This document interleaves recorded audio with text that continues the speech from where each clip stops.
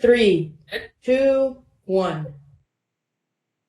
Iowa, this is the four horsewomen of truth-telling, better known as Wiwicham, Nanwichtam, Paishuktam, Pingyamingwa, which is Kupenyo or Panili or Kupangawicham for the English term I just said.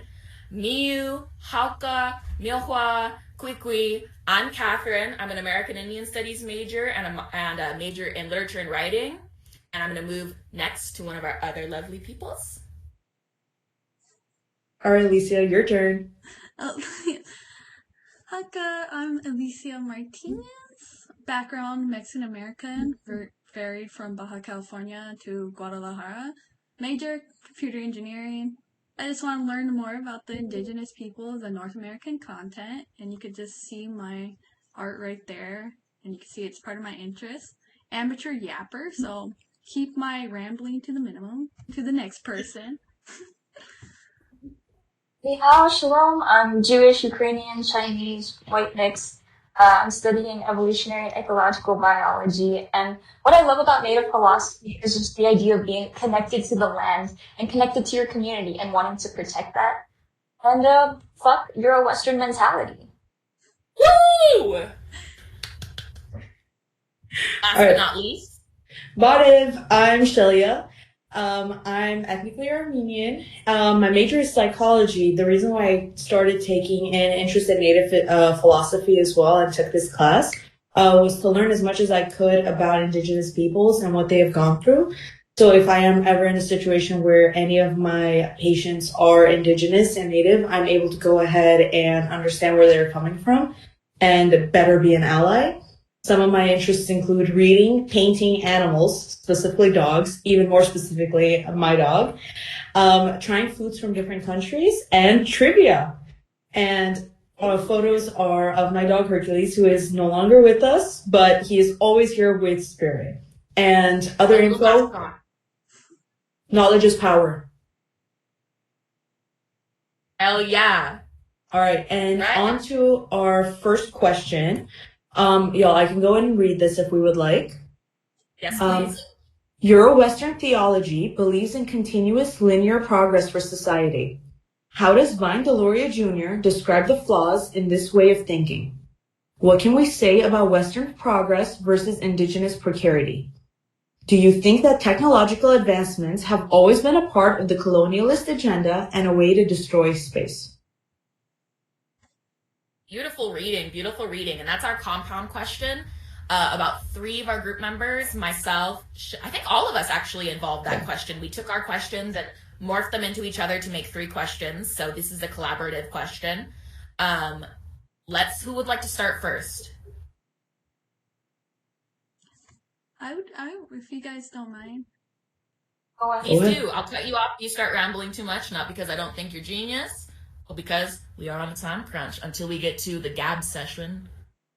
Okay, so I want to do like the first 2 parts, and if you guys want to go. Okay, so I'll just do describe the flaws of the Euro-Western thinking, and then I'll do the progress versus indigenous precarity, and you guys could bounce off. Anyways, okay, so one of the flaws that Vine Deloria Jr. describes is how the Euro-Western doesn't see, like, it's basically, we're continually on this progress until we reach this point until we know everything, which is very different and basically very different from the indigenous perspective of where we're constantly learning. There's no end to it.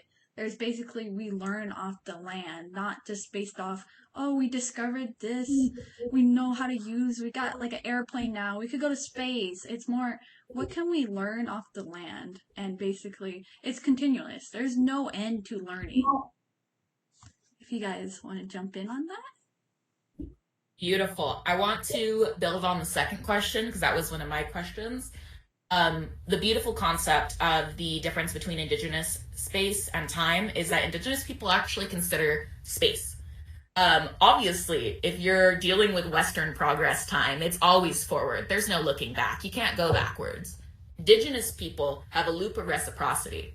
Your elders teach your youngest people the oldest knowledge they know so that someday they will be the elder passing on that same knowledge. It creates a cycle where the youth are looking at the past and the elders are constantly looking towards the future. This is a cyclical based thing. It's really, really important for Indigenous people to recognize that everything could change at any moment. Precarity, which came ideally from Anna Singh's Mushroom at the End of the World, literally talks about this idea of living precariously. Progress in the Western metaphor is forward, forward, forward, don't go back, forward, forward. But as we all know, what goes up must come down. Precarity allows for us to live in the assemblage of life, connected to every little thing. It puts importance on the humans, the animals, the land. It knows at any moment if one thing is taken out of it, there could be nothing. It allows for change and preparation, adaptability, and it also allows for a culture to consistently look back in time. Our professor used a wonderful metaphor. I forgot my variegated slinky in the house, but she used a slinky with colors all the way across, showing that often time bleed and that it spirals, reconnects, and touches. That's an Indigenous method of time, not just a forward straight line. There's looping, and it can get tangled at times even. We've seen slinkies get tangled, or kings and disasters go on. So I think it's so important to mention that the Indigenous perspective is not so linear. It's complex, it's woven, it's circular. It allows for people to touch the past, the present, and the future all at once. To add on to that, Vine Deloria Jr. explains why this sort of idea of linear progress and manifest destiny is flawed. And it's because if you follow this line of thinking, you will be forever stuck in never-ending conflicts, and you just have to keep colonizing, keep expanding, keep pushing your territory, and that is just not sustainable whatsoever. 100%. A great way to concise it. Shelia, you want to jump in? Yeah, absolutely. I would actually like to answer the last question that we have in this bundle, the technological advancements. Once again, to rephrase, do you think that technological advancements have always been a part of the colonialist agenda and a way to destroy space? Yes. To sum it up shortly, yes. I think just the way that even when the colonials began to approach Indigenous peoples in a way of, here we have something as fantastic and beautiful as guns. Let me go ahead and give them to you.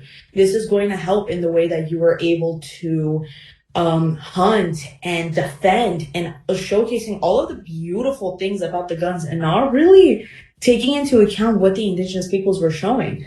There was no need for any of the technology to have been there. The Indigenous peoples were doing more than okay. They were more than content. They were thriving. They were surviving. They were doing everything that they had learned over generations and generations, and were continuously just successfully living off of their land that they had.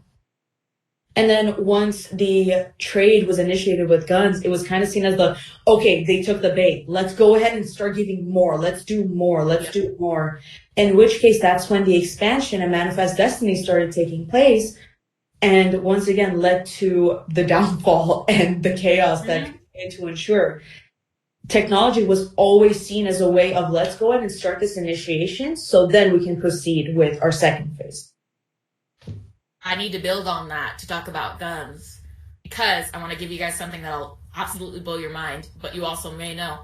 The Chinese never developed guns. They developed fireworks for display. They had no desire to create weapons of genocide. The gun only showed up when we needed to overtake and colonize lands at a higher scale.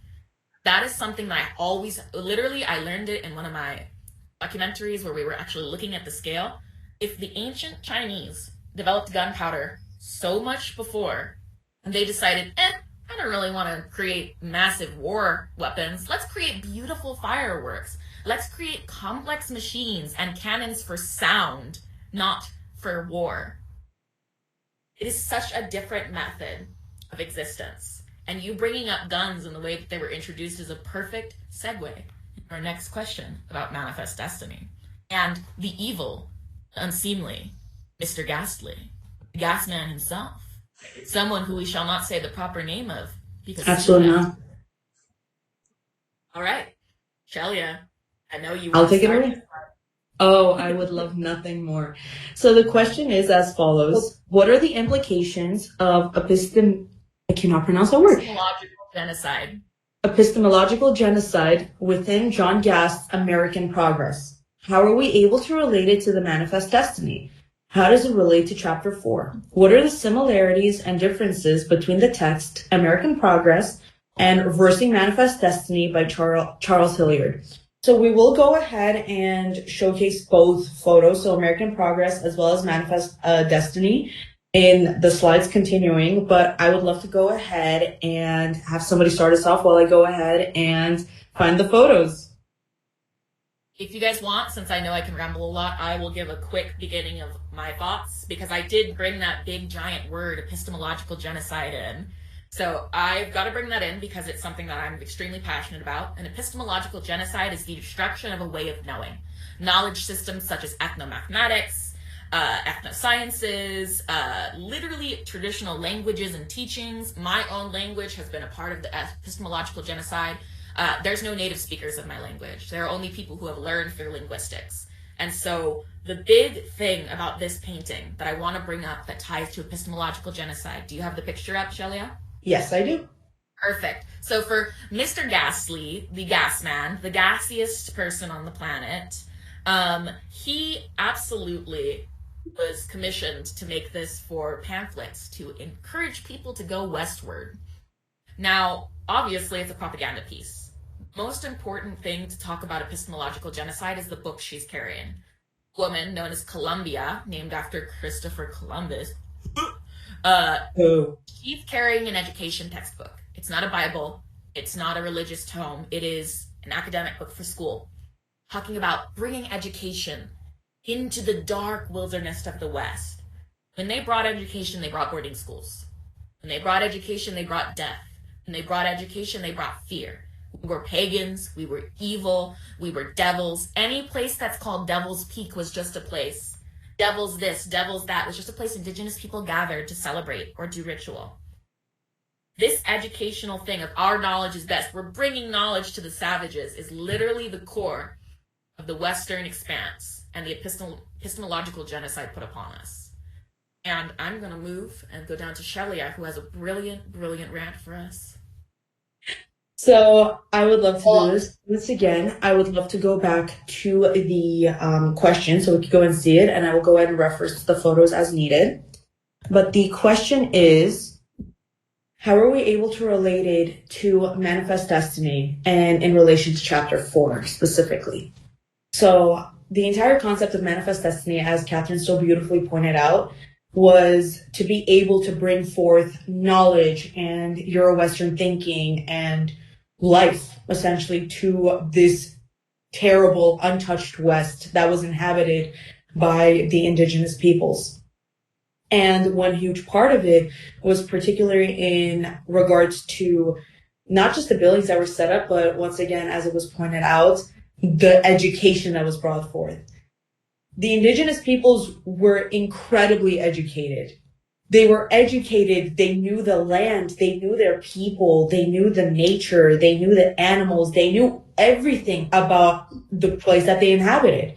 And they knew specifically, I would love to bring up the fact of how indigenous peoples knew exactly what vegetables, what produce to plant at what times of the year to have the best harvest, and how to rotate to be able to go ahead and give the land a chance to heal and develop for the next year, to be able to continue to be able to continue the way that they have for thousands of years successfully without any intervention by any group of people. And sounds like we need a round of applause for the three sisters, am I right? Three sisters.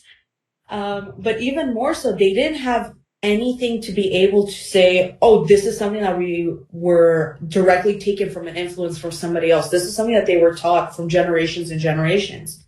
And a huge point of what was said in Chapter 4 of God is Red is space essentially is limited. Euro-Western thinking is time is expansive. It's unlimited. You can always go ahead and get more of it. Versus Chapter 4 so beautifully shows indigenous way of thinking, which is you have to go ahead and make do with the land that you have. You have to protect the land that you have. because there's nothing else. Like, this is it. This is the one earth. This is the one land. We can't get more if we damage it, which is in evidence shown with the way that the indigenous peoples went ahead and they had their way of life and was so beautifully ruined and destroyed once Manifest Destiny took into place. I would love to continue my rant, but does anybody else want to partake? I would like to add on to what you both beautifully said. You guys are professional yappers, like. Anyways, the amateur yapper would like to add on to the genocide part of how indigenous view the land as a space and how the Eurowestern propagated and destroyed the land, not through just destroying the plants, but they also destroy the animals. Killed the animals. They completely, they're not, most of them are extinct, but some are coming back, as we previously mentioned in a practice chat, but keeping it short. Without the animals, without the plants, without nature's features like mountains, rivers, if a river dries up because they're taking all the water, it's not the same land. And that's the one way that they're trying to destroy their learning, is by destroying the land so it's no longer learned as the same way as it was before. And without the land, how can you learn from it if it's destroyed? There's nothing left, it's barren. So that is the one key thing I wanted to bring home. That's the main genocide way that they did to kill their learning. Absolutely. The only thing I would add to that is just the idea that space is sacred. It is your home. It is your community. It is your resources, your reason for living, your space, your land. It is you. And so the idea of time for Euro-Western philosophy as being the motivator, as being the defining feature, or as you have beautifully spoken about earlier, time is not a good definition for philosophy. And I would like us to segue to talking about the painting and the analyzing. If you would like to do that again, Shelia, because you were amazing. Absolutely. I will go ahead and I will have both paintings hold up right next to each other. So we'll be able to easily compare and contrast, as well as the audience is able to see them as well. But these two paintings are, you're totally good, Catherine, but these two paintings are American Progress as the affirmation, he who shall not be mentioned, and then Reversing Manifest Destiny, that was created by Charles Hilliard. King Hilliard. And I just want to give our lovely audience and podcast, we're only on 15 minutes, so we're slaying. Let's keep going. Amazing. So I would actually love to begin. So Manifest Destiny, American Progress was specific. I know. The American Progress painting was specifically made to be able, like as Catherine mentioned, to be able to showcase how the good that was Manifest Destiny. How we're going to be taking these untouched lands, these uneducated, evil people, and giving them so much good. We're going to teach them how to use their lands to its best capacity. We're going to give them literature. We're going to give them writing. We're going to give them skyscrapers. I don't know, not definitely skyscrapers, not the time for that. We're going to give them houses. We're going to do all of this for them, which is in evidence seen by Columbia, this beautiful angelic figure who's so beautifully marching the way, taking space from the east towards the west. She's bringing forth clear skies and light, effectively bringing in transformers, power cables, trains, different caravans, and chasing out the indigenous peoples who shouldn't even be residing in their own land, because what are they using it for? They're not developing it. There's no farms. They're not building giant towns. Oh my god, they can't be. It's one of the dumbest fucking things. I'm gonna be angry right now. You got me going, Shelia. Thank you. One of the dumbest fucking myths about our country is this Edenic wilderness. I'm gonna give you an example that we didn't get in class. The fucking Cherokee. The Eastern Cherokee moved upwards. They didn't get removed from their homelands because they went up to North Carolina, so they managed to stay. But these people would have lived in a forest so dense you could not enter it if they did not consistently steward the land and cut down the trees and burn trees so other trees could come through. I am saying these people cut down baby trees to make baskets because there was too many goddamn trees. It is something that our whole life we've been told, oh, the pilgrims, they showed up to this beautiful wilderness and there was just a couple of savages who helped us with fish and corn. Are you fucking serious? The Dutch came in the 1500s and they could not land on the shore. There was so many people. There was no reason to come. This mythology that was put behind the Western Expanse is literally shown in the Gasman's painting. He shows light into darkness. When we're seeing this Western Expanse, Colombia is bringing angelic light into the dark distance, chasing the buffalo and the Indians far, far away. The reversing Manifest Destiny is bright, colorful, and sunsets. You see not just the indigenous people. Down lower, you see settlers in their traditional colonial way. They're also coming. They're going together. It is not excluding. The only thing that's being excluded is damage. You go into the darkness, and it is darker than the darkness that they were running into. I'm sorry you don't like cloudy skies. That's what the plains have. The difference is that that sky in the reversing Manifest Destiny sky is polluted. There's smoke. There's death. There's destruction. And the indigenous woman is not coming in with knowledge to colonize. She's coming with strength. She's retaking up the lines, the power lines. She's taking up the damage of this type of electricity that we don't even need anymore most times. Power lines kill so many birds. They cause so much disaster. And you see her wrapping it up. She's not throwing it away. She's doing the same thing as was in the other painting. It is so critical to recognize that this piece, created for the land trust, the Indian land trust, is meant to be a statement on indigenous value. Indigenous people don't destroy. We preserve. A quote from one of our ancestors is, if you could give us any place in the world, it would not be as good as this one, pertaining to Warner Springs, where my people were removed from. Tiny, tiny land space. I mean, literally the smallest land space of any tribe. The reason it was kept so small was because we lived a resort style. People would travel through, get their clothes washed, take a hot bath.